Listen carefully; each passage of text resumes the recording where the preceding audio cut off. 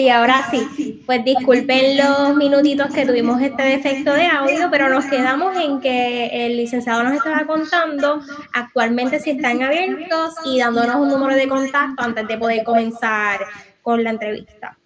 Sí, estaba mencionando que aunque la oficina de Ponce y la de San Juan están cerradas por razón de la orden ejecutiva, ¿verdad? Y de la pandemia, sí estamos operando utilizando la tecnología, ¿verdad? Y la internet y pueden llamar al teléfono de la oficina que es el 787-848-0666 y ahí nos van a poder contactar y podemos entonces atender su situación y darle cita virtual mientras tanto, ¿verdad? Mientras no se levante la cuarentena. Pero efectivamente estamos trabajando y estamos apoyando a todas las personas que por la situación económica necesiten ayuda para organizar sus finanzas o para erradicar algún Mm, tipo de quiebra. ¿Me escucha? Te escucho, sí.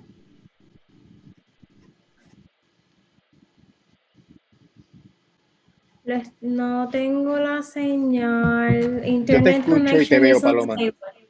Ahora, ok. Sí, sí. Ahora sí. Sí. Pues mire, formalmente damos la bienvenida al licenciado Rolando Emanueli. Queremos agradecerle que hoy está aquí con nosotros, que nos ha dicho que sí. Esta es una serie de conversatorios que vamos a tener a raíz de la Semana de la Revista de Derecho Puertorriqueño, que tenemos planificado una serie de eventos, conferencias, entre un debate político, pero pues dado a la situación actual de que sufre el mundo entero de la pandemia a raíz del COVID-19, pues hemos tenido que adaptarnos así al sistema tecnológico que en algunas cosas sí nos ha beneficiado como para esto. Bueno, licenciado, este es el conversatorio que es Puerto Rico ante la crisis y sus disposiciones legales. Para comenzar, me gustaría que habláramos un poco sobre el caso reciente que salió en el distrito de Boston, en el cual un puertorriqueño que se muda de Estados Unidos, vuelve para Puerto Rico, se le quita el seguro social suplementario. El juez Torruella indicó que el mudarse a un territorio estadounidense no implicaba que incumpliera con uno de los requisitos principales que vendrían siendo ser ciego, tener alguna discapacidad o incapacidad. Y me gustaría que nos hablara de eso y comenzando también con una de las preguntas que es si a raíz de la decisión del juez Torruella en el Tribunal de Boston, cualquier puertorriqueño que haya vivido en Estados Unidos, si es residente de Puerto Rico, pudiera solicitar el seguro social suplementario si cumpliese con los demás requisitos. Bueno, todavía es la contestación a esa última pregunta, ¿verdad? Porque el caso no es final ni firme. Habría que esperar que el Departamento de Justicia Federal determine si va a pedir una reconsideración al Tribunal de Primer Circuito y si el Tribunal de Primer Circuito en Boston deniega la reconsideración, pues entonces esperar que el Departamento de Justicia determine si va a ir al Tribunal Supremo de los Estados Unidos. Este caso es bien importante, Paloma, porque lo que hace el primer circuito es una reinterpretación de los casos de Califano y de Harris, que habían ya resuelto que en términos de legislación económica y social, el Congreso de Estados Unidos puede distinguir entre los puertorriqueños que vivimos aquí en Puerto Rico y los que viven fuera de Puerto Rico, siempre y cuando la distinción tenga alguna justificación racional. Lo que ocurre esto Okay. en cuanto a la justificación racional es que los tribunales han sido siempre muy deferentes a lo que ha determinado el Congreso sobre cuál es la aplicación para ciertas distinciones, ¿verdad? Que violen o que puedan violar la libertad de, que protege el debido proceso de ley y la igual protección de las leyes. Y en ese sentido, casi ningún demandante que alegue discrimen bajo este estándar de escrutinio racional o laxo le ha ganado al gobierno de los Estados Unidos. Y en este caso, lo que hace Torruella es mirar el mismo estándar de escrutinio racional o laxo, que es el que meramente requiere que el Estado haga alguna explicación sobre cuál es la justificación de la ley. Pues el circuito miró esto con un microscopio. Vamos a decir que fue mucho más riguroso al evaluar esa explicación y determinó que no existía una explicación racional porque lo que alegaba el gobierno de Estados Unidos era que los puertorriqueños no pagamos contribuciones sobre ingreso federal. Y el juez Exacto. Torrella hace un análisis de la relación contributiva de los residentes de Puerto Rico con Estados Unidos y determina que eso es falso, que actualmente hay mucho puertorriqueño que vive en Puerto Rico y que trabaja para el gobierno federal y rinde planillas de contribución sobre ingreso federal, y también hay muchas transacciones que se llevan a cabo en Puerto Rico que tienen impacto federal y que por ende tienen que pagar contribuciones federales. Así que el juez Torroya lo que hace es analizar detenidamente cuál es la justificación que hace el Departamento de Justicia sobre la ley y determina que no es correcta y que por ende es arbitraria. Y otro elemento que toma en cuenta es que a pesar de que estamos básicamente en la misma situación con los que viven en las Marianas del Norte y en el territorio del Distrito Federal, donde está la capital de Estados Unidos, Washington, D.C., pues a esas personas que viven en esos dos lugares se le da el seguro social complementario. Por ende, no hay una aplicación racional de ese estándar que está alegando el Departamento de Justicia. Cuando el juez Torruella toma esta determinación, él decide por fundamentos diferentes a lo que decidió el juez Elpi, que fue el que resolvió el caso en primera instancia. El juez Elpi aprobó, o perdón, aplicó un estándar estricto, el escrutinio estricto a base de un discrimen por razón de residencia o de origen nacional.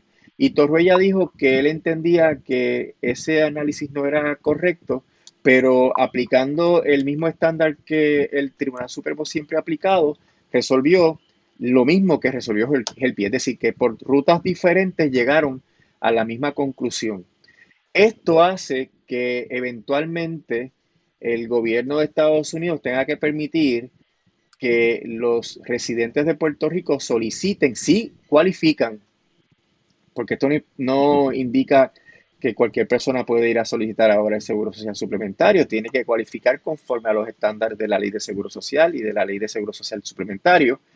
Y, pero esto hay que hacerlo cuando la sentencia sea final y firme, y hasta ahora es previsible que el Departamento de Justicia apele la decisión porque en términos de costos, esta determinación podría implicar que el gobierno de Estados Unidos tenga que invertir alrededor de 200 o 300 millones de dólares adicionales en seguro social suplementario en Puerto Rico, lo cual es una cantidad de dinero significativa, y como la administración Trump ha sido una que ha tenido esta hazaña con Puerto Rico y donde aun Mm. cuando corresponde que nos envíen dinero no lo hacen, pues habría que ver, ¿verdad? Si ellos siguen su política hacia Puerto Rico y entonces determinan apelar. Ahora, se meten en un problema grande porque el Tribunal Supremo tendría en bandeja de plata una decisión que podría ser fundamental para Puerto Rico en términos de la aplicación o no de la jurisprudencia de los casos insulares,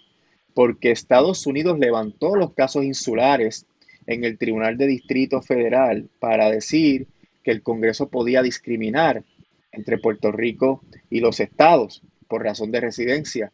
Y sabes que el Tribunal Supremo, tú fuiste a la vista en Washington, que te agradezco, ¿verdad?, la gentileza de haber participado en ese proceso, donde fuimos allí en el caso de Lutier, donde se alega la inconstitucionalidad de los nombramientos de los miembros de la Junta, y el juez Roberts trató de evadir la importancia de los casos insulares en esa decisión. Pero en este caso de Baello, me parece que es muy evidente que la justificación que utiliza el Congreso para no darle a los residentes de Puerto Rico el seguro social suplementario está fundada en esa jurisprudencia de los casos insulares, y por ende me parece que Estados Unidos podría tener el riesgo de que el tribunal entre en ese issue si es que no entra ya en el caso de Lutier.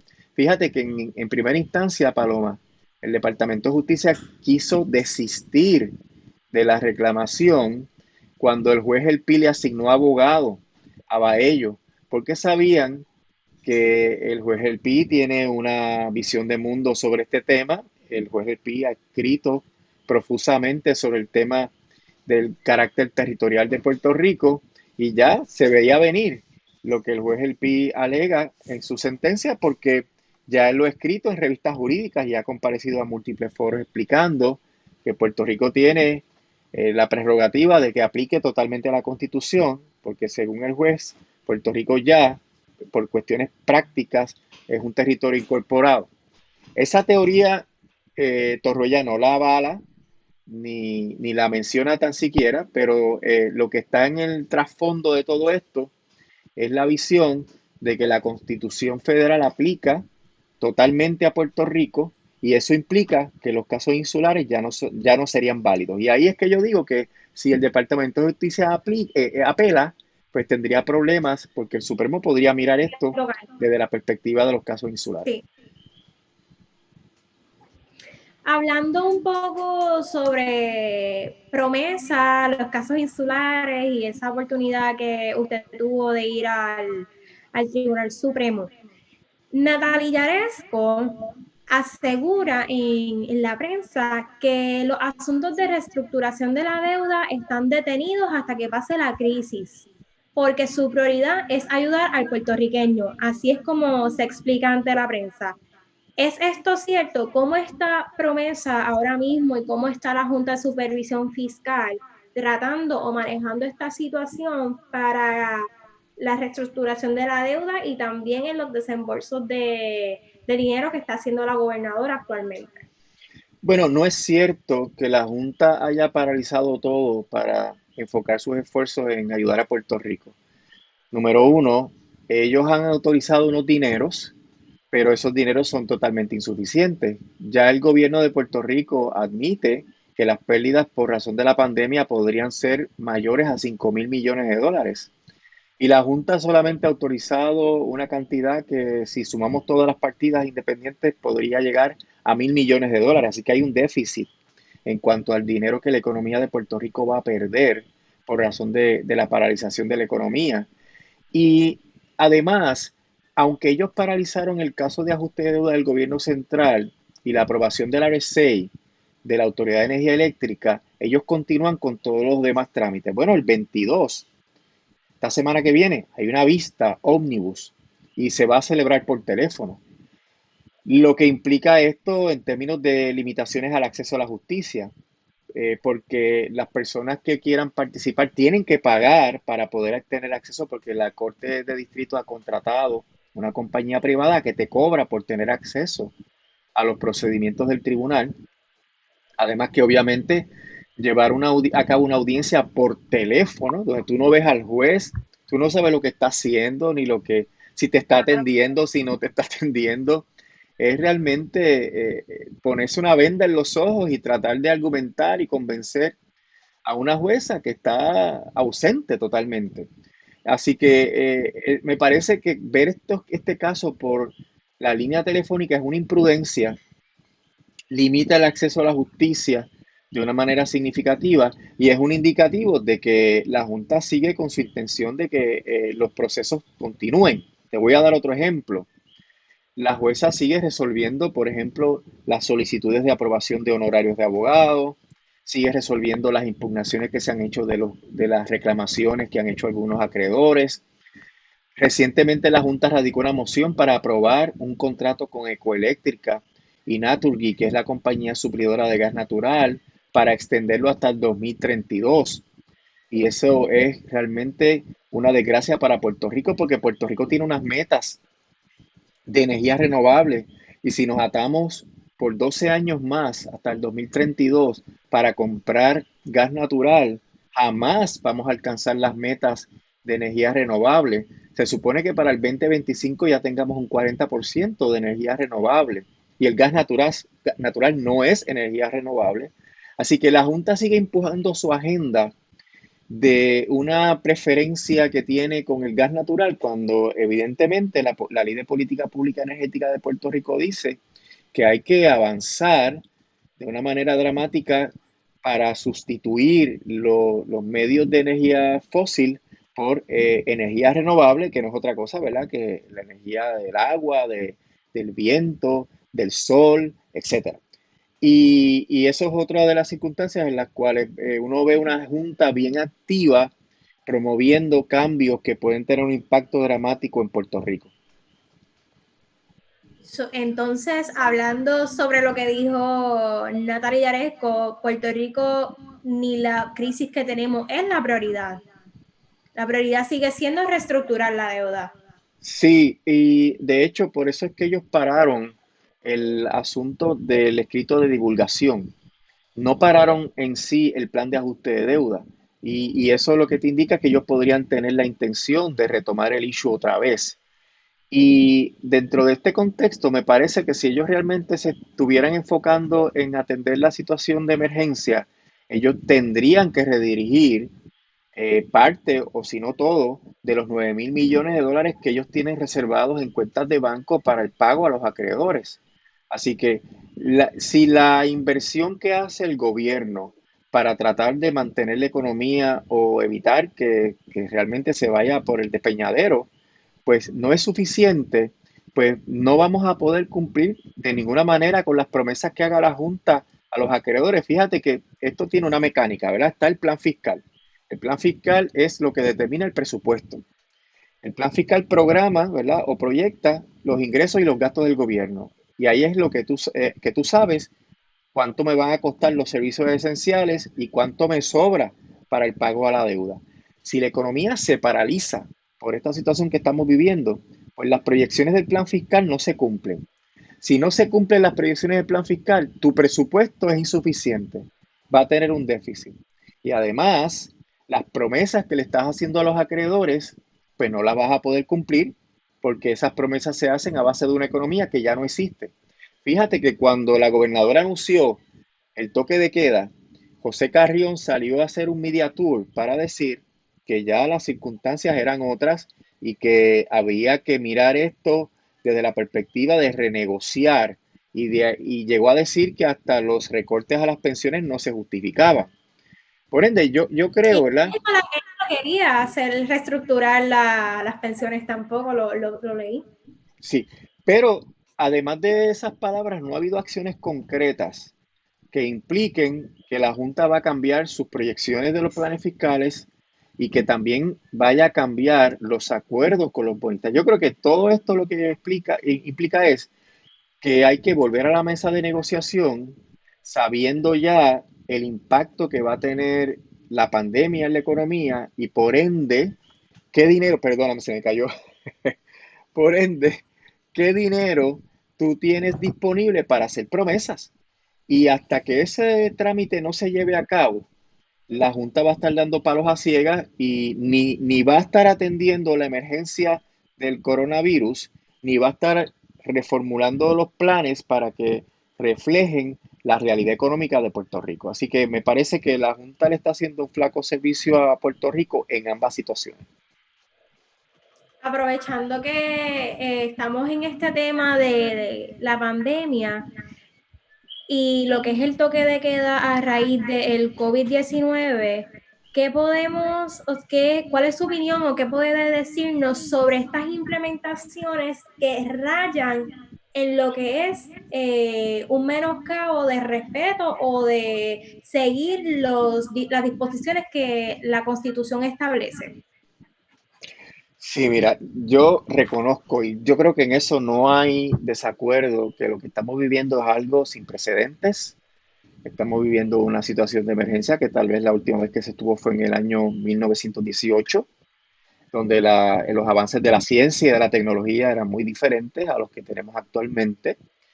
Pero existe una constitución y esa constitución sí admite bajo ciertas circunstancias de emergencia limitaciones a los derechos constitucionales, pero estas limitaciones tienen que estar estrictamente delineadas y específicas para que no afecten derechos que no están en juego o que no vayan más allá de lo que es necesario para alcanzar los objetivos gubernamentales.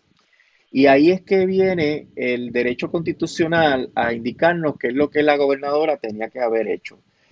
Cuando tú lees la orden ejecutiva, lo que tú ves es que prácticamente la gobernadora suspendió la constitución, suspendió la Carta de Derechos, estableció delitos por tú salir afuera a la calle delitos por tú reunirte, por tú hacer gestiones que son indispensables para, ¿verdad? Tu sustento, como ir a trabajar, te impidió ir a trabajar. Máximo cuando la redacción es ambigua, no se puede Exacto. entender si hay multas, si hay citación, si me van a arrestar al momento, que el público se le dificulta entender. Por ejemplo, cuando hicieron la orden ejecutiva de las multas, mucha gente desconocía lo que era el cero, si era un número par o impar, que eso también tuvo que ver mucho en la poca aceptación que tiene sobre los puertorriqueños estas órdenes ejecutivas.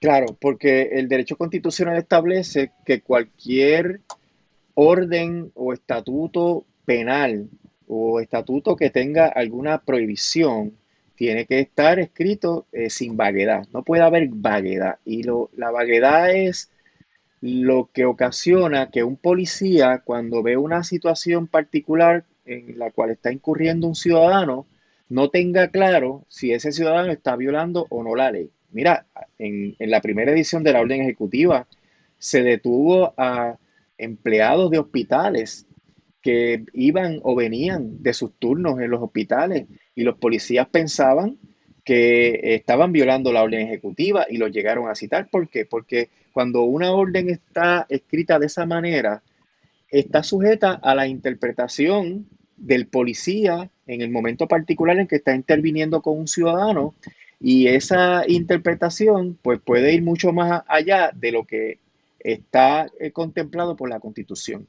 Pero también existe la otra doctrina que esta orden ejecutiva también adolece, es la doctrina de la sobreextensión, que es cuando tú necesitas por alguna circunstancia apremiante del Estado limitar las libertades civiles, pero ¿qué pasa? En esa limitación te sobreextiendes, vas allá, vas mucho más allá de lo que es necesario para alcanzar el objetivo gubernamental. Y ahí es que, por ejemplo, la gobernadora prohíbe las reuniones en la casa, las visitas, que son derechos inalienables, los derechos a tú tener libertad de expresión, libertad de reunión. Y las disposiciones de la orden igualmente están escritas de una manera que permite que el policía las interprete a su arbitrio. Y eso ocasiona atropellos a las libertades civiles y además ocasiona lo que llaman el chilling effect, que es cuando uno no se atreve a hablar o a hacer algo porque no sé si esa conducta está prohibida o no por la orden.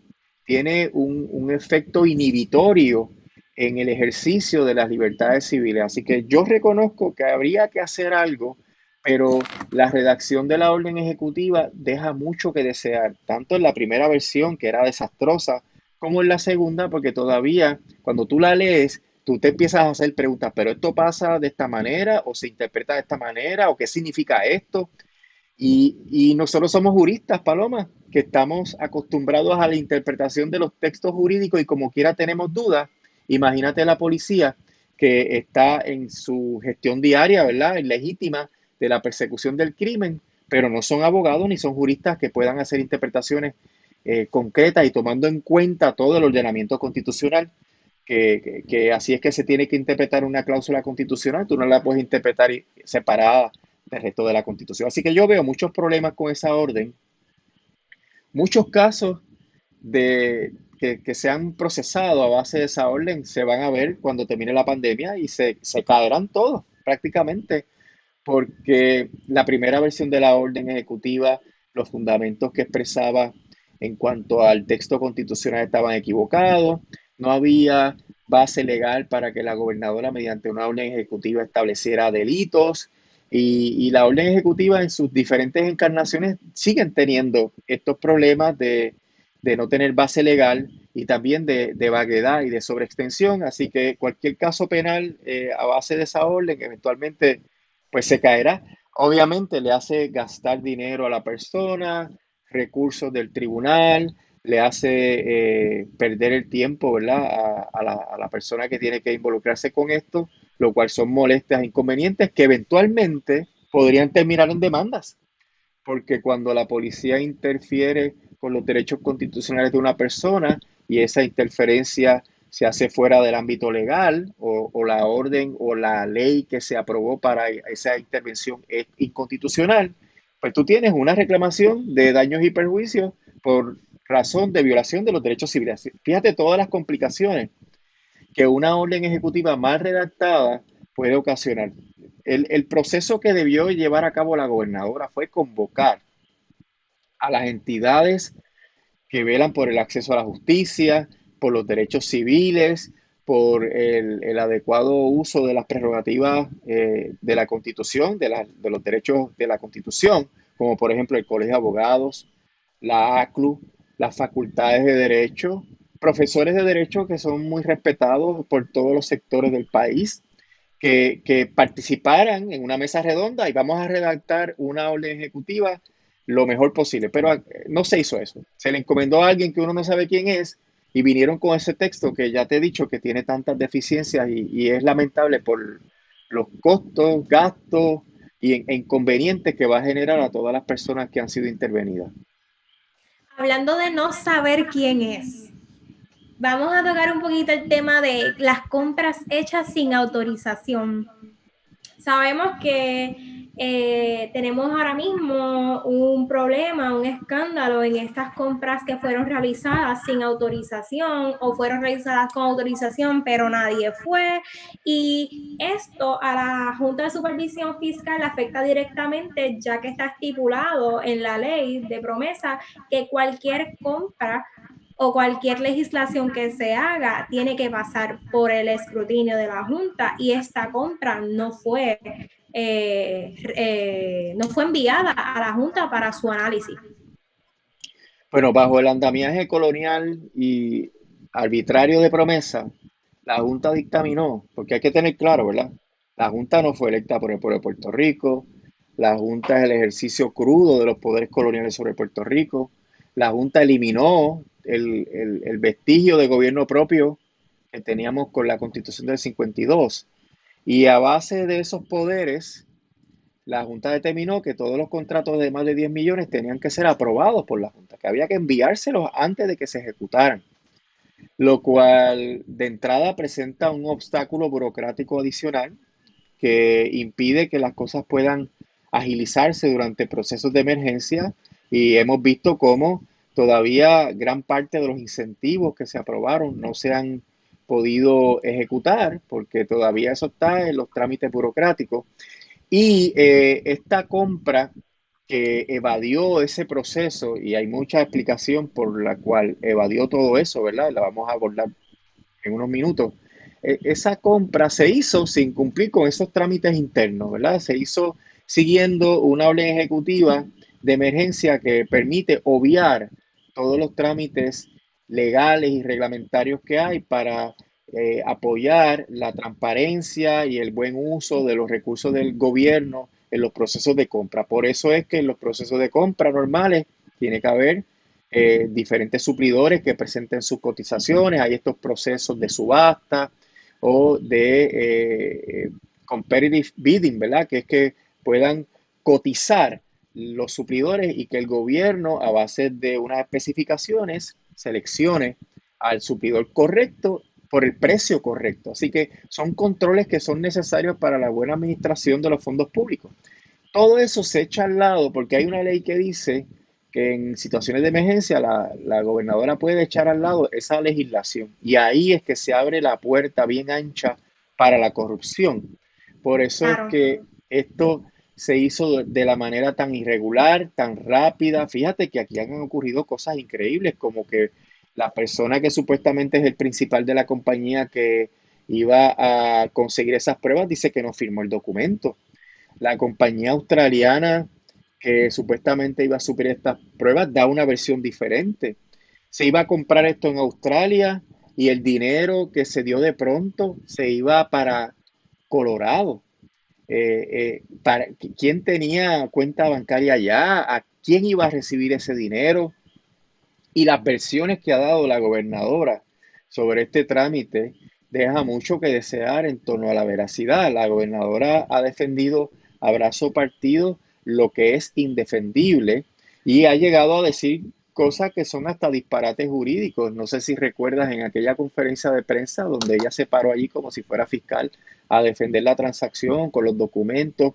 Ella dijo que esa orden de compra no tenía que pasar por la fortaleza porque una orden de compra no es un contrato. Y bendito, claro que una orden de compra es un contrato. Eso, de hecho, Sobre todo eh, cuando ella es abogada, fue procuradora de las mujeres y fue secretaria de justicia, que claro. un Y, contrato y, sí, de compraventa, pues y sí lo ella es. lo hace, ella dice ese disparate jurídico para defenderse de la imputación que le hacen los periodistas, pero gobernadores, que hay una ley que dice que todas estas compras tienen que pasar por la fortaleza. Y dice, ah, no, yo no vi nada, yo no sé nada, yo llegué ahora mismo, si algo pasó, yo no estaba aquí. Pero la ley dice que usted tenía que verlo. Entonces es que ella dice, no, lo que pasa es que una orden de compra no es un contrato y por tanto no tiene que ir a la legislatura. Por eso es que también dice que no tenía que ir a la Junta. Y la Junta le escribe una carta, le dice, gobernadora, una orden de compra es un contrato. Así que todo esto, en términos de cómo se ha desarrollado esta historia, lo que a mí me indica claramente es que aquí había un esquema para cometer un acto de corrupción monumental, donde se iban a robar por lo menos la mitad de los 38 millones de dólares, porque la compañía australiana dice que con los primeros 19 pagaban las pruebas Era suficiente. y el resto de los 19 millones, el remanente, esa era ganancia para esa compañía. Ese era el dinero que iban a enviar a otro estado para, pues, sabe Dios quién utilizarlo allá, ¿verdad? Y hacerlo sal y agua. Es bien lamentable que bajo una crisis tan seria como esta pandemia se estén utilizando los estilos viejos, ¿verdad? De la vieja política, se esté autorizando transacciones donde el único criterio que hay es que el que se beneficia por la transacción haya sido donante del partido o participante de las actividades proselitistas del partido. El partido va por encima del bienestar del pueblo de Puerto Rico y yo quiero, ¿verdad? Deseo firmemente que las autoridades que están investigando esto lleguen hasta el fondo porque estamos viviendo lo que se vivió en María, Paloma, donde estando en una emergencia tan dramática, con tanta gente pasando hambre y necesidad, los ejecutivos de la Autoridad de Energía Eléctrica y el gobierno, el gobernador, lo que se dedicaron fue a dar contratos a diestra y siniestra a unos costos totalmente irrazonables, 3 o 4 veces más caros de lo que hubiera costado con los trabajadores de Lutier, por ejemplo. Y luego, cuando se destapa el escándalo, pues las teorías de siempre, yo no sabía nada, eso yo no participé, eso se supone que lo hubiera hecho tal persona, y cuando vienes a ver, no se siguieron los procedimientos, fue todo irregular y resultó en unos beneficios exagerados para estos suplidores y estas compañías. Estamos viviendo la misma película. Todavía la gente que participó en esos esquemas de corrupción bajo María están impunes por ahí, no se ha hecho nada y por eso creo que eventualmente hay que ponerle coto a toda esta situación de corrupción porque se nos va la vida. Tenemos el país en quiebra. Tenemos una situación de una deuda asfixiante que la Junta de Control Fiscal no quiere anularla como corresponde. Y si tenemos también las acusaciones que ha hecho el gobierno federal, el presidente, el Congreso y la propia Junta de que aquí supuestamente ha habido una irresponsabilidad fiscal, ¿cómo es posible que estos funcionarios gubernamentales sigan dando el mal ejemplo y sigan demostrándole al mundo y al gobierno federal que en Puerto Rico no se puede confiar y que hay base racional, base suficiente para negarnos las ayudas que tanto necesitamos? Yo creo que esta clase política debe pagar no solamente en las urnas, sino debe pagar también judicialmente, eh, llevándose los casos que correspondan a la luz de las actuaciones tan terribles que han cometido. Sí, gracias, licenciado. Tenemos una pregunta de Omar Vega. De alguna manera, la reciente ley que avala la orden ejecutiva sostiene la validez de un delito por faltar a la orden ejecutiva. Bueno, sí, se aprobó una ley que tiene que ver con el incumplimiento a las órdenes ejecutivas. En la medida que ya hay una voluntad legislativa de que se prescriba un delito relacionado a los poderes que tiene la gobernadora, sí, uno podría decir que ya ese problema está resuelto desde que se aprobó la ley en adelante, ¿verdad?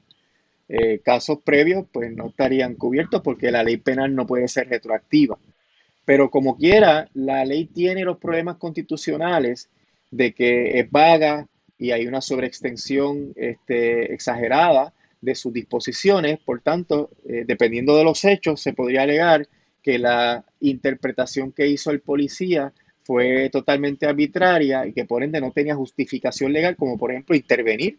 Porque acuérdate que para arrestar a una persona o para citarla tiene que haber una intervención y para que haya una intervención tiene que haber motivo fundado, y todos esos elementos entran en juego en estos casos. Así que el hecho de que se corrija la base penal de la orden no implica que se corrijan los otros problemas que tiene la orden y que estos casos, gran mayoría de ellos se caigan también. Tenemos otra pregunta por aquí de Ketsi García. Recientemente, algunos alcaldes estaban aprobando ordenanzas municipales en donde, por ejemplo, mantenían el toque de queda de 7 de la noche a 5 de la mañana. ¿Qué validez, si alguna, tendría este tipo de ordenanza? ¿Qué haría un agente del orden público ante la situación de una violación a esa ordenanza? Entiendo que la pregunta va desde antes de que la gobernadora implementara y modificara la orden ejecutiva, que la tenía de 9 a 5 de la mañana y la cambia el día siguiente de 7 a 5 de la mañana. Sí, los alcaldes querían que fuera desde las 7 de la noche, pero los alcaldes están yendo un poquito más lejos. Los alcaldes están imponiendo bloqueos en las También, carreteras. las famosas fronteras, sí. Sí, eso realmente no tiene base en la ley. Esa restricción del movimiento de las personas, más allá de los parámetros de la ley, porque de la orden ejecutiva, porque la orden ejecutiva no autoriza el que se hagan bloqueos en las carreteras de acceso a los municipios. Mira, mi secretaria ayer tuvo que ir a la oficina, porque ayer era el día de buscar las cosas a las oficinas, que debió haber sido el primer día, al imponerse la orden ejecutiva, que eso siempre, eso se quedó sin atender. Y ella salió de Villalba y el tapón de la gente que quería entrar a Villalba era monumental porque la policía municipal tenía un bloqueo y no deja pasar a nadie que no sea residente de Villalba. Eso no tiene base legal en ningún lado. Es una determinación arbitraria que como mínimo tiene que requerir la autorización de la legislatura municipal, para que la ordenanza sea válida, pero como quiera estaría sujeta a un cuestionamiento bien serio porque te estaría afectando tu derecho a la reunión, tu derecho a la libertad de movimiento, a la libertad personal, a la libertad de viajar, que en realidad no, uno podría establecer que no hay correspondencia entre la situación que estamos viviendo y ese tipo de prohibición. Mi secretaria me informaba que iba a estar tal vez horas en esa fila por el tapón que estaba formando la policía municipal, porque cada caso es diferente, cada explicación que dé la persona, hay que hablar con la persona. Si la persona quiere entrar como quiera, la policía podría tomar la decisión de detener a la persona y arrestarla, lo cual complica más Y es el flujo de una causa vehículos. para la gente de la policía que pueda pasar. Sí, a mí Sí, me sí. parece que esas ordenanzas municipales, en la medida en que no se trate de una legislación de la legislatura de Puerto Rico, podrían tener unos serios cuestionamientos sobre si los alcaldes tienen esa potestad o no la tienen, ya sea por sí mismos o aún mediante una autorización de una ordenanza legislativa, ordenanza municipal. Entiendo. ¿Qué tan limitado puede ser el manejo de emergencia y los fondos asignados ante la Junta de Supervisión Fiscal? La Junta es la que autoriza cualquier propuesta de asignación de fondos que haga la legislatura. De hecho, la gobernadora ayer, cuando estaba en la conferencia de prensa para tratar de contrarrestar el proceso que se estaba llevando en la legislatura, anunció un nuevo paquete de ayudas de enviarle un cheque a todos los contribuyentes de Puerto Rico de $500. La Junta dijo, ojo, dedícate a desembolsar lo que ya te hemos autorizado, porque eso es otro de los problemas, se autoriza el dinero y no se desembolsa. Pasa igual con los fondos CBDG, DR, que se han autorizado decenas de millones de dólares y todavía no se han desembolsado. Por ende, a menos que la Junta, quien es quien gobierna en Puerto Rico, autorice iniciativas adicionales, no se van a tramitar. Y eso es un problema porque es una usurpación, obviamente, del criterio que tiene la gobernadora sobre cuáles son las necesidades que tiene el pueblo de Puerto Rico. Mira, Paloma, tú y yo estamos bien dentro de las circunstancias. Estamos llevando a cabo nuestras tareas, estamos saludables, tenemos acceso a la tecnología, pero la mitad del país se quedó sin empleo. Y si se quedaron sin empleo, se quedaron sin el salario con el cual pagan su casa, la renta, los préstamos, las tarjetas de crédito, los vehículos de motor. Y aunque hay unos alivios con unas moratorias, eso no implica que no van a pagar lo que se ha devengado durante estos meses. Al final del camino van a tener que pagarlo siempre con los intereses que eso genera, porque se capitaliza y genera intereses. Y peor que todo, Paloma, que es lo más que duele en el corazón, gente que está pasando hambre, porque la ayuda más inmediata que puede tener un desempleado es el desempleo. ¿Y qué está pasando? Está en los medios. La Sí. plataforma informática para tramitar todo esto no está funcionando. Yo conozco personas que se pasan llamando a esos teléfonos que ni siquiera contestan o que contestan y se cae la llamada y que no pueden resolver los obstáculos que tienen para que puedan recibir el desempleo y que literalmente están sin dinero. Y es una cantidad dramática de la población porque la mitad de la fuerza laboral se ha quedado sin trabajo. Y eso crea situaciones humanitarias, tensiones, puede generar violencia intrafamiliar, puede generar violencia en la calle. Y eso es porque hay obstáculos burocráticos. Entonces, si la Junta se dedica a mirar esto cada vez que la gobernadora tiene una iniciativa y pasan 3 o 4 días o cuidados y más para autorizar desembolsos, en lo que esos desembolsos se tramitan, pues mira, se muere la gente de hambre. Claro. Y no hay todavía información sobre el impacto que está teniendo esta pandemia en la gente que se ha quedado sin trabajo, pero yo presumo que deben estar pasando una situación terrible. Supongo que están recurriendo a las redes familiares, de amistades y de los vecinos. Lo que ocurrió en María, finalmente la solidaridad, no el individualismo, la solidaridad es lo que salvó a este país. Y yo presumo que eso tiene que estar pasando en nuestro querido pueblo puertorriqueño y es parte de estos procesos gubernamentales burocráticos complicados con la intervención de la Junta de Control Fiscal y de una manera dramática afectados por este afán de corrupción que hay en la clase política puertorriqueña. Y diría yo también que la poca información, la información que no sale a la prensa o cuando la prensa descubre que una vez más tenemos corrupción, estos casos, por ejemplo, hoy mismo leí una noticia sobre el conteo erróneo de los casos positivos al COVID-19, que toda esa información y lo que representa para los ciudadanos implica estaremos 2 meses más sin llevar dinero a nuestra familia, 2 meses más sin pagar la luz, 2 meses más sin poder tener comida y todo el caos que genera, porque también personalmente creo que se debería crear un task force que sea enfocado en lo que es la salud mental, porque todo esto juega una función bien importante y estamos destruyendo al ciudadano poco a poco, quitándole todas las cosas esenciales de la vida y lo que vamos a tener aquí, pues va a ser un caos pronto. Mira, Paloma, Eso cuando es, dices eso, pues pienso, pues mira, nos han quitado las libertades civiles. nos han quitado los derechos humanos, nos han quitado el acceso al trabajo y a la fuente de ingresos para sostener nuestra vida dentro de condiciones razonables. Y cuando anuncian que vienen ayudas, las ayudas no llegan, no se No llegan. materializan. Y No cuando llegan tienen la con los oportunidad, requisitos para poder adquirirlos, son muchísimos que ya hay personas que no los van a tener. sí, y eso tiene un efecto dramático en la economía. Los números van a estar bien rojos este año. Se supone, según la Junta, que iba a haber un pequeño crecimiento económico. Si entramos en rojo, es otro presupuesto más que no está balanceado.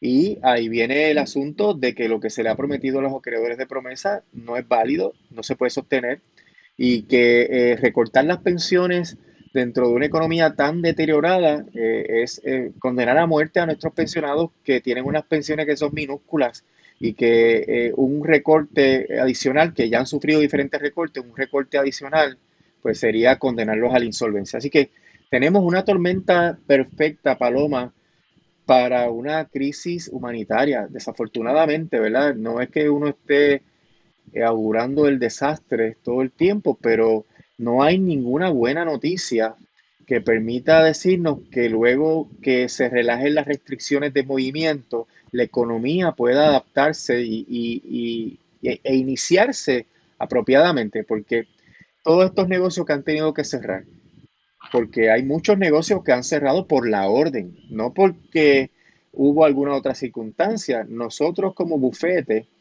cerramos el viernes antes de que se dictara la orden porque lo decidimos, vimos la situación y lo decidimos, pero los abogados estamos impedidos hasta de hacer un acta de hogar seguro, Paloma.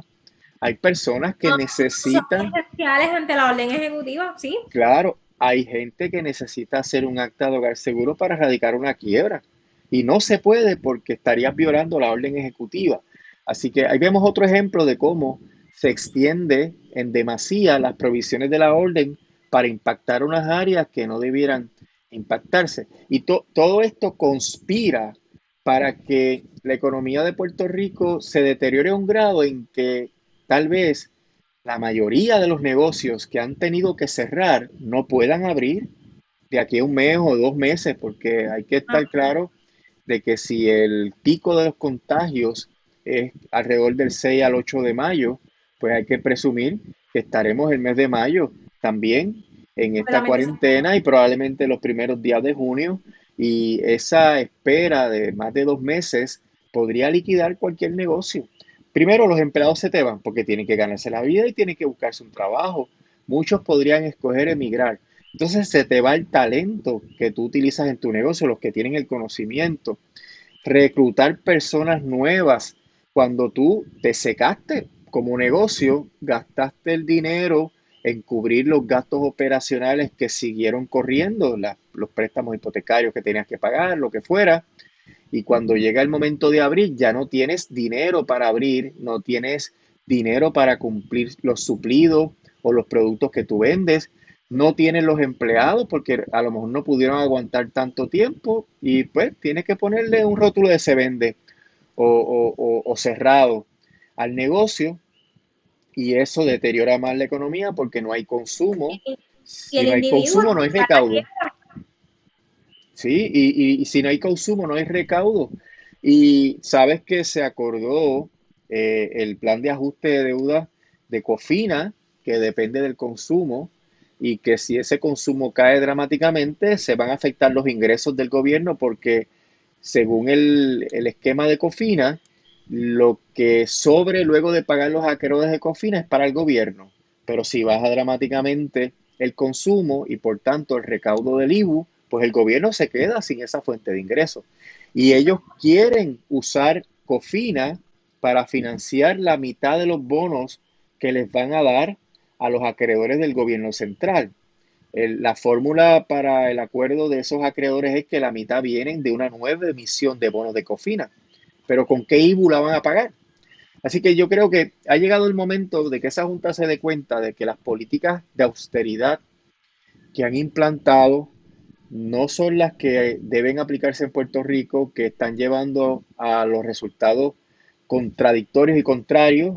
Mírate, la Universidad de Puerto Rico, en la crisis en que está, que no puede pagar su sistema de retiro y que podría incumplir con los bonistas y que hay que mirar ahora esto desde otra perspectiva, desde la perspectiva de hacer el recorte máximo a esas pensiones, a esos acreedores de bonos y establecer en ese plan fiscal no un plan de austeridad, sino un plan de crecimiento y desarrollo económico para que la economía vuelva en algún momento a repuntar y tengamos el dinero para cumplir con las obligaciones que tengamos en ese momento y para poder volver en su momento a los mercados de bonos a precios razonables, que es lo que dice Promesa. Promesa dice, para que la Junta se vaya, hay que lograr 4 presupuestos balanceados y acceso a los mercados a costos razonables. Y eso se logra cuando sepamos cuánto hay que pagarle a los acreedores. Sin un acuerdo que termine los casos de quiebra, no sabemos cuánto hay que pagar y por ende el presupuesto no va a ser balanceado, así que no se da esa condición. Pero lo otro Y es tengo, tener acceso a los mercados y para tener acceso a los mercados hay que ya tener una condición financiera sólida que garantice a esos acreedores que si le vuelven a prestar dinero a Puerto Rico, van a recibir su pago. exacto. Y tengo entendido que se proyectaba que la Junta de Supervisión Fiscal estuviese en Puerto Rico alrededor de 10 años y entiendo que ahora con lo que fue la crisis de la pandemia, los terremotos y una vez el huracán María, podríamos proyectar que se extendería ese tiempo de 10 años, ¿verdad? Pues mira, Paloma, tú sabes cómo yo pienso sobre esto. Los puertorriqueños y puertorriqueñas tenemos que hacer todo lo posible por sacar a la Junta de Control Fiscal de Puerto Rico. Eso es una actuación arbitraria del Congreso, viola nuestros derechos humanos y civiles y hay que seguir dando la batalla. Pero por la fórmula de Promesa, yo puedo decir que si los dejamos, ellos pueden estar 15 años más aquí en Puerto Rico. Mira, la ley Promesa del 2016.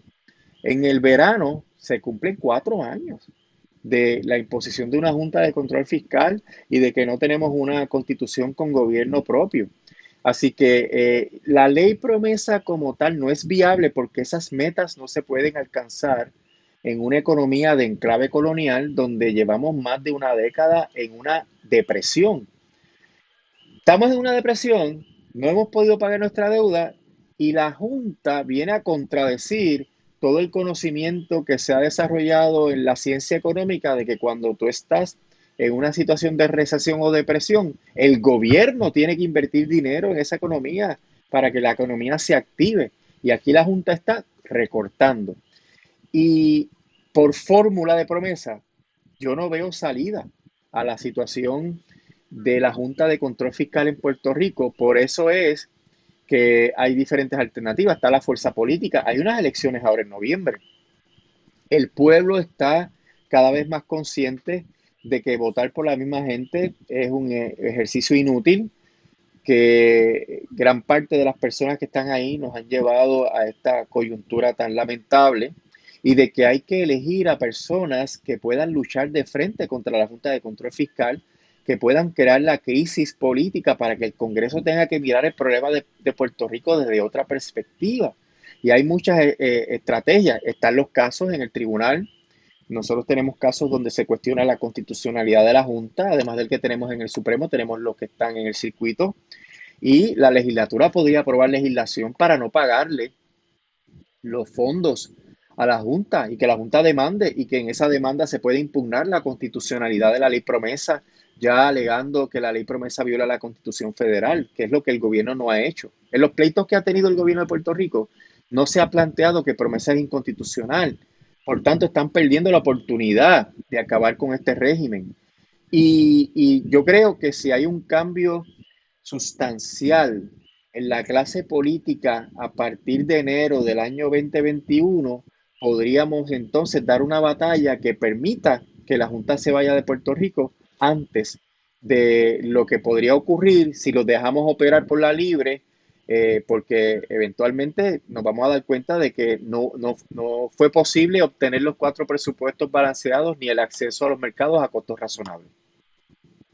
Sí. Hablando un poquito sobre el, la economía y el gobierno, entiéndase, en Puerto Rico como tal, ¿cuánto tiempo más podría continuar la gobernadora, en este caso, pagando el salario a los empleados públicos mientras continúa el lockdown? Bueno, si la Junta tiene 9.000 millones de dólares en cuentas de reserva para los acreedores, pues teóricamente habría espacio para estar muchos meses.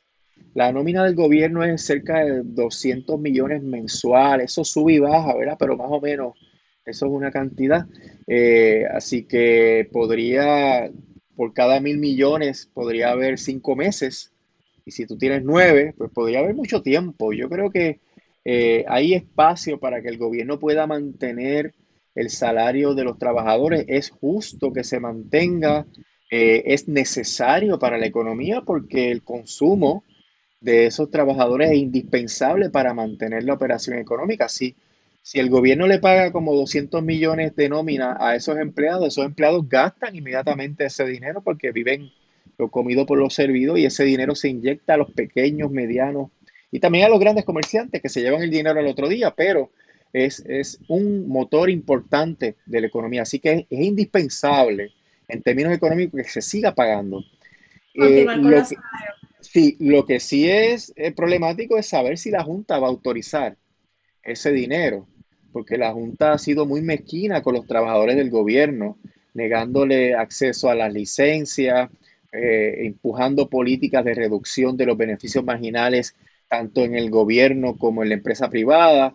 La visión de mundo de la Junta es antitrabajador, pero haciendo eso se pegan un tiro en el pie, Paloma, porque entonces la economía sigue deteriorándose y no hay dinero disponible para poder cumplir con las promesas que ellos quieren hacer con los acreedores de bonos.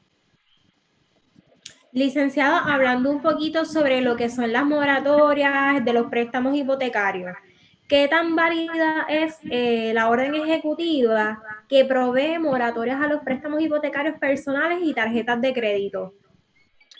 Mira, Aun esa es cuando, otra, sí, aun cuando recientemente han aprobado una ley que es amplia, general y ambigua. Esta pregunta fue hecha por Kervin, Kervin, Kervin sí, Morales.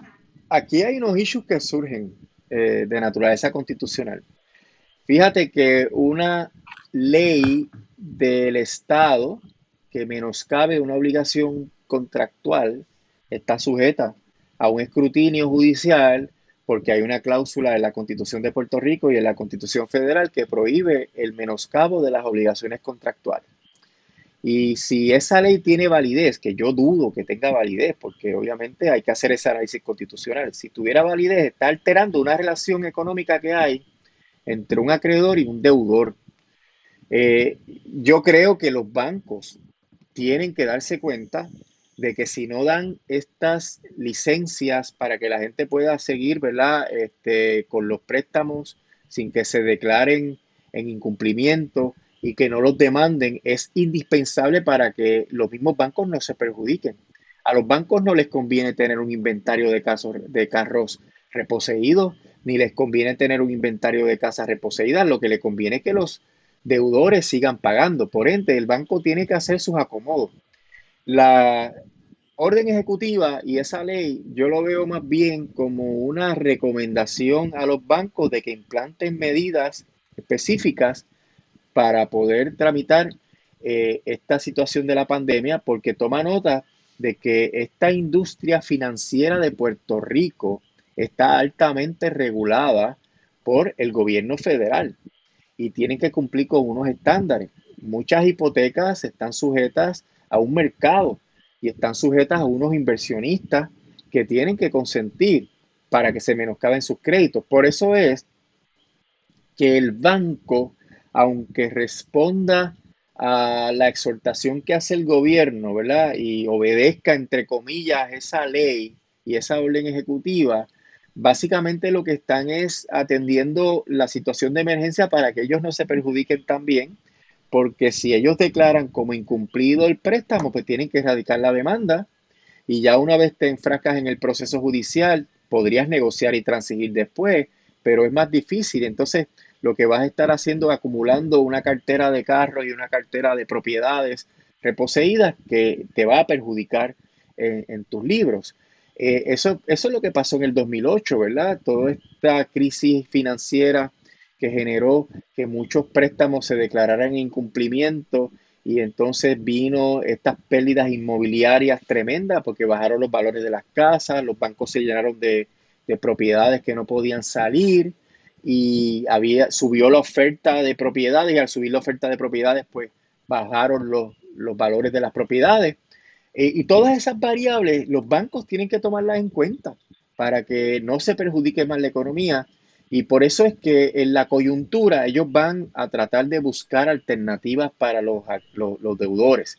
Lo que pasa es que el deudor tiene que tomar en cuenta de que el banco muy difícil te va a perdonar lo que se supone que tú tengas que pagarle durante estos meses. Lo que va a hacer es que te va a pedir que se los pagues cuando ya empieces a trabajar, que se los pagues todo de golpe. Podría ser muy difícil para una persona hacer eso, o se los van a poner al final y se va a capitalizar, por tanto va a generar intereses adicionales y el préstamo te va a salir más caro. Así que el banco no va a perder en esto, salvo en la situación en que la persona no pueda llegar a un acuerdo, no pueda cumplir con las condiciones que le ponga el banco, entonces tenga que erradicar una quiebra. Y ahí está el mecanismo de la ley de quiebra federal, que tiene mucho poder para balancear estas situaciones de desigualdad entre acreedores y deudores. Y por ejemplo, una casa que esté atrasada por 3 meses, 4 meses, uno puede poner ese atraso en un plan de pago y pagar el atraso poco a poco y continuar pagando la casa una vez se tenga empleo. Así que hay unos remedios para el deudor honesto pero desafortunado que perdió su trabajo. La ley de quiebra le podría ofrecer un alivio. Licenciado, ahora que usted nos menciona lo que es la quiebra, muchas personas cuando se escucha la palabra quiebra, rápido asumen que es algo negativo. Quiebra significa que me quitan la casa, que me quitan el carro, no voy a poder coger préstamos, no voy a poder pedir prestado, pero en general, en mi experiencia trabajando en su bufete, yo he visto que la quiebra a veces es la respuesta a todas estas deudas y a todos estos problemas que no nos dejan dormir tranquilos, que nos llenan de mucha presión al no poder pagar y tener más deudas, que la gente obvia esa opción de lo que es quiebra por el miedo que tiene esa palabra, diría yo. ¿Qué nos podría hablar un poquito sobre Sí, ello? hay un estigma, hay un prejuicio contra el concepto de la quiebra, pero cuando tú estudias la materia te das cuenta que la quiebra está disponible para el deudor honesto, y eso lo que significa es que es el deudor que tiene su empleo, que cumple con las obligaciones fiscales, que respeta las leyes, por eso es que te piden las planillas, por eso es que te piden certificación de asume, una serie de documentos que establezcan que tú eres una persona que cumple con las disposiciones de la ley. Y el otro concepto es que eres honesto, pero desafortunado. Perdiste el empleo, te enfermaste, te tuviste que divorciar, te bajaron las horas y eso ocasiona una situación de precariedad económica. Entonces la quiebra, el primer remedio que te da es que paraliza todas las gestiones de cobro. No te pueden quitar el carro, los pleitos de cobro de dinero y de ejecución de hipotecas se paralizan y eso te da un respiro. Y ese respiro, una vez se reorganiza y se confirma, por ejemplo, un plan de pago, pues entonces eso te permite un nuevo comienzo financiero. Y cuando hablamos de un nuevo comienzo financiero, incluye, Paloma, número uno, no pueden discriminar en tu contra por razón de que hayas radicado una quiebra. Cualquier acreedor, banco, institución gubernamental que diga, no, yo no te voy a dar eso, o tú no te mereces ese derecho o ese beneficio porque estás en quiebra, está violando la ley de quiebra y uno podría llevar una acción. Muchas veces, con meramente que le escribamos una carta, con eso se atiende, ¿verdad? Lo corrigen, pero no se puede discriminar. Lo otro es que el historial de crédito se cancela y se empieza a generar un nuevo historial de crédito. Y ese historial de crédito, aunque sí refleja que tienes una quiebra, cuando ya obtienes el discharge, como ya tienes más ingresos disponibles porque ya no estás pagando unas deudas que te estaban asfixiando y tienes ahora, te sobra más, los acreedores te ofrecen inmediatamente tarjetas de crédito y te ofrecen préstamos. Puedes volver a una vida financiera saludable. Ahora, tienes que cumplir con la quiebra, ¿no? Si es capítulo 7 que es liquidación, hacer todo para que obtengas el discharge, que es mucho más rápido. Si es capítulo 13 que es plan de pago, que ahora con el asunto de la pandemia se enmendó la ley para que se pueda tener un plan de pago de hasta 7 años, lo que te permite que tu pago sea más bajito porque es más tiempo. Pues esas circunstancias de que tengas un plan de pago, pues permite que tú puedas pagar lo que tienes que pagar para poder preservar los bienes, quedarte con la casa, quedarte con el carro y al final del camino obtener una descarga, un discharge de todas las deudas que se manejaron durante el plan de pago y ahí pues quedas sin deuda. Así que tienes la oportunidad de generar un nuevo historial de crédito que podría ser excelente una vez tengas un poco de experiencia. Claro, gracias, licenciado. Tenemos otra pregunta también por aquí. Dice, si los desembolsos que la gobernadora está prometiendo a los municipios de 1 millón y ayudas a las pymes, a las pequeñas y medianas empresas de $500, ¿necesita primero el aval de la Junta o ella podría hacer el anuncio y luego pedir permiso a la Junta? No, para el primer incentivo fue un acuerdo de la Junta. Este último incentivo de enviarle $500 más a los contribuyentes, ya la Junta protestó. La Junta estima que eso tiene que pasar por su escritorio y así es que ellos lo han determinado conforme al texto de la ley promesa. Por ende, va a estar sujeto a la discreción. Me parece que con estos números que yo te di al principio de esta conversación, donde los daños mínimos a la economía son 5.000 millones y solamente le han metido a la economía 1.000 millones. Se cae de la mata, Paloma, que hay que seguir invirtiendo y más con la situación que te menciono de que tiene que haber mucha gente en Puerto Rico que se ha quedado sin trabajo, no le ha llegado el desempleo y esté pasando hambre. O sea, hay que seguir inyectando dinero a los más vulnerables para que puedan seguir consumiendo, por tanto se puedan mantener por lo menos los negocios de comida preparada y eso, que son los que básicamente están operando todavía junto con los hospitales y otros servicios esenciales, para que puedan capear la crisis y de esa manera también puedan las personas mantenerse seguras, porque si yo no tengo ingreso, no me llega lo que me prometen de desempleo, ni las ayudas que han prometido federales y estatales. Yo me tengo que tirar a la calle, a ponerme en riesgo de contagiarme para poder ganarme algún sustento, hacer tareas de economía subterránea, a llegar a acuerdos que la gente sabe que lo que estás haciendo es ilegal y por tanto se pueden aprovechar de ti y pagarte menos de lo que dice el mínimo. O sea, se presta para un montón de situaciones indeseables que van a empobrecer más al país y que van a ocasionar que las probabilidades de que la economía vuelva a reiniciarse pues sean prácticamente nulas. Sí, que lo que busca el ciudadano es subsistir, poder vivir, Claro, poder llevar esa comida a la familia y correcto. pagar deudas.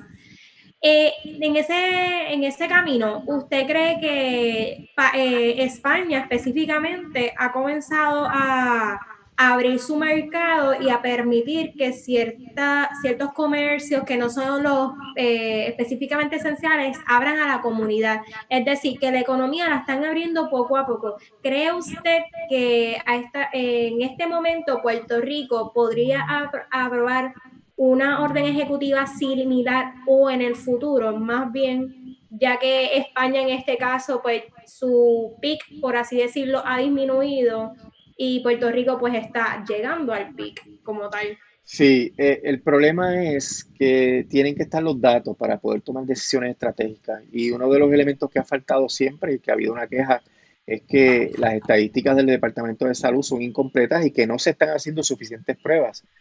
Mira, ocurrió hoy otro papelón. Tanto que estaban anunciando el tablero, el dashboard, con los datos del coronavirus. Pues tardó muchísimo eso, que es importantísimo para saber dónde estamos. Ayer el reportero Valentín del Centro de Periodismo Investigativo le dice al secretario de Salud, el doctor González, que los números estaban mal. Y el secretario le salió de una manera un poquito fuerte y le dijo, búscate un matemático, yo sé matemática, búscate un matemático y mañana a las 9 vente a mi oficina que te voy a demostrar que los números están bien. y hoy tuvo que admitir que los números están mal y tuvo que pedir disculpas de que los números están mal, o sea que siguen improvisando. Entonces, esto hay que mirarlo, ¿verdad? Y yo no soy epidemiólogo ni médico, pero uno aprende estudiando todas estas cuestiones. Hay una capacidad de los hospitales que no podemos llegar a un nivel de contagio que los hospitales exploten de casos y que no puedan manejarlos y entonces haya que hacer decisiones como se han hecho en Italia y en España, de que se tiene que escoger quién vive, quién no vive por el uso de los ventiladores. Y lo que hay que tratar es mantener el número de contagios dentro de un nivel en el cual se pueda atender con la infraestructura hospitalaria que tenemos. Y eso, con el cierre, ¿verdad?, de las operaciones y con el lockdown, pues esa curva se supone que se vaya estabilizando y luego bajando. Cuando eso empieza a ocurrir es que se puede empezar a contemplar qué sectores bien puntuales con medidas de protección yo puedo ir abriendo. Mira, Paloma, hasta que no haya una vacuna, yo anticipo que andaremos siempre con máscaras, con las mejores que hay en el mercado, que no hay suficiente producción para poder adquirirlas.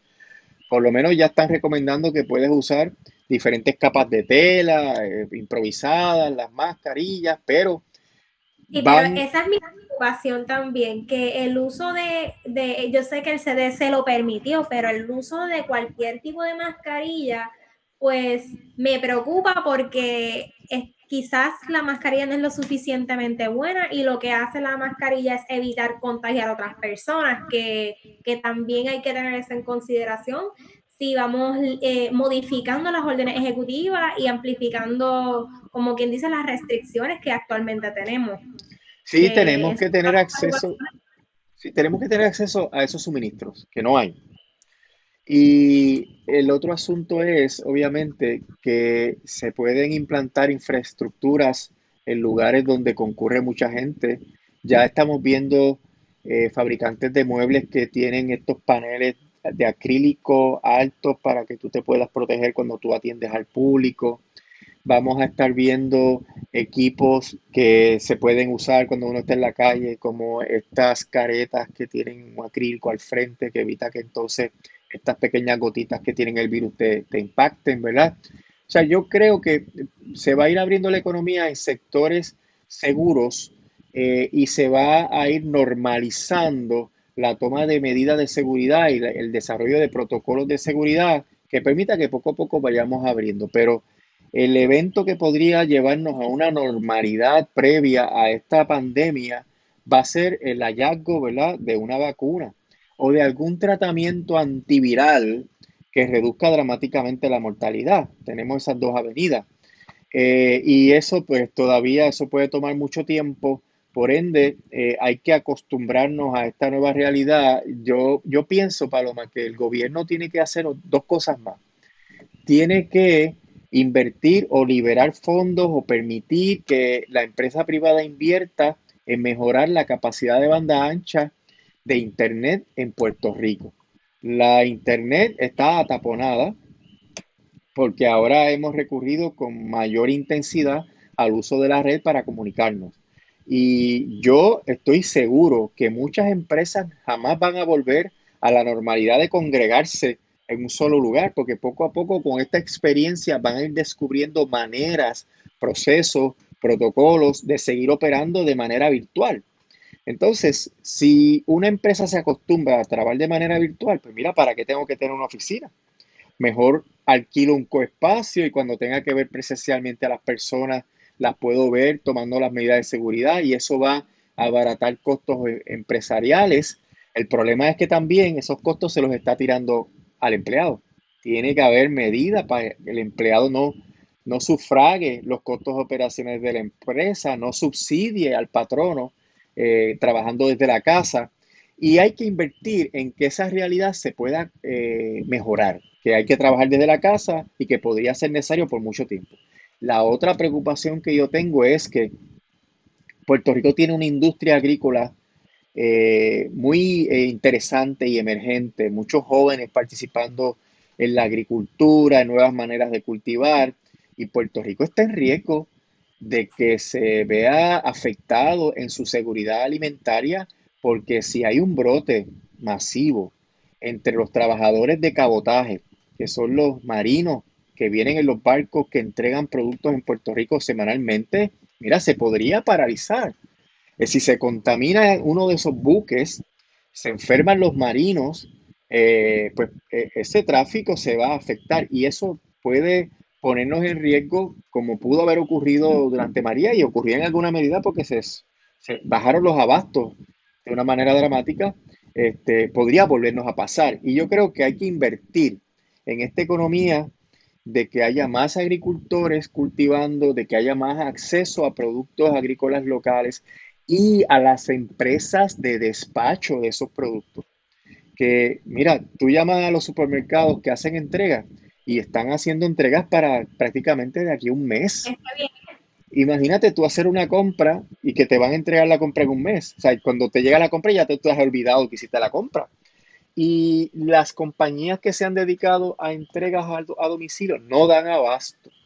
Por ende, hay que No. invertir, incentivar, dar exención contributiva, entrenar, suministrarle personal para que puedan apoyar estas empresas para que la gente que no puede salir, hay mucha gente que no tiene carro, hay mucha gente que no tiene la salud ni pueden ambular para poder ir al supermercado y si no es por almas, ¿verdad? Benefactoras, por parientes que les ayudan, no pueden hacer esas cosas. Por ende, el fortalecer esta industria es indispensable dentro de esta nueva realidad. Y hay que pensar puntualmente cuáles son los sectores profesionales que tienen que abrir. Mira, la construcción de obras que generan desembolsos significativos en la economía, pues tiene que continuar bajo nuevas medidas de seguridad, claramente. Pero hay mucho proyecto que se está llevando a cabo en Puerto Rico, como la reparación de las carreteras, que pues producen desembolsos significativos para la economía, mucha gente que se emplea, pues probablemente eso se puede ir abriendo, pero esos trabajadores tienen que estar protegidos y tienen que tener guantes y tienen que tener las mascarillas que cumplan con los estándares para que estén libres de contagio. Así que esto es algo que se tiene que hacer con el asesoramiento de muchos sectores, no solamente con el sector empresarial, que es lo que pasa siempre, que solamente escuchan unas voces, sino con el asesoramiento de todos los profesionales que tienen importancia en la sociedad para que esto se haga de una manera ordenada y efectiva. Sí. Vamos a ver si hay alguna otra pregunta en la página de Facebook de la revista. No sé si hay. Vamos a verificar para ir culminando con el conversatorio. Y de igual manera, licenciado, la Junta Editora del volumen 59 y el Comité de Actividades, que es al cual pertenezco, estamos sumamente agradecidos por darse la cita la noche de hoy con nosotros y también le damos las gracias porque aceptó la invitación rápidamente y siempre está dispuesto con nosotros y con la Escuela de Derecho de la Pontificia Universidad Católica. Yo De verdad siempre que estaré a la orden, Paloma, siempre estaré a la orden para apoyar en estos temas y te deseo mucho éxito a ti y a tus compañeros en esta situación, bendito, tan difícil que están viviendo, porque se han tenido que adaptar para estudiar también de manera remota. Y sé que ha habido tropiezos en el camino, pero poco a poco vamos a salir adelante.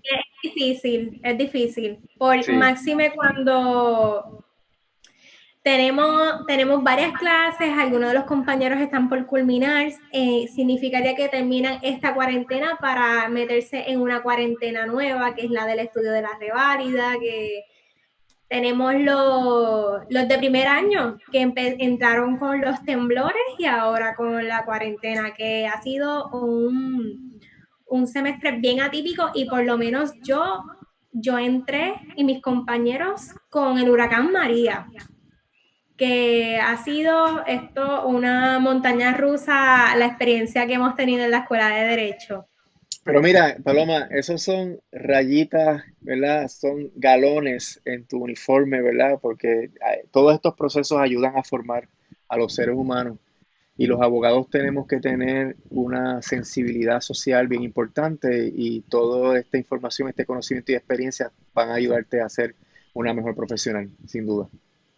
Definitivamente yo creo que estos acontecimientos mundiales y sociales que nos han ayudado, nos han preparado en lo que es la empatía y ayudar al prójimo, sin duda.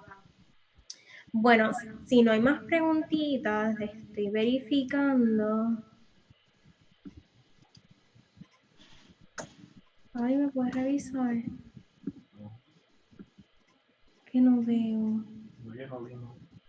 No veo ninguna pregunta. De todos modos, si alguien tiene alguna pregunta después de este live, pues se la hacemos llegar al licenciado para que se pueda ser contestada. Licenciado, una vez más, muchas gracias por la invitación y aportar de su valioso conocimiento a todos nosotros en estos temas que son tan importantes para Puerto Rico y para la comunidad jurídica. ¿Cómo no, Muchas Paloma? gracias. Estamos a la orden. Buenas noches. Licenciado, si quiere repetir nuevamente el número del bufete para cualquier persona que quiera hacer algún contacto.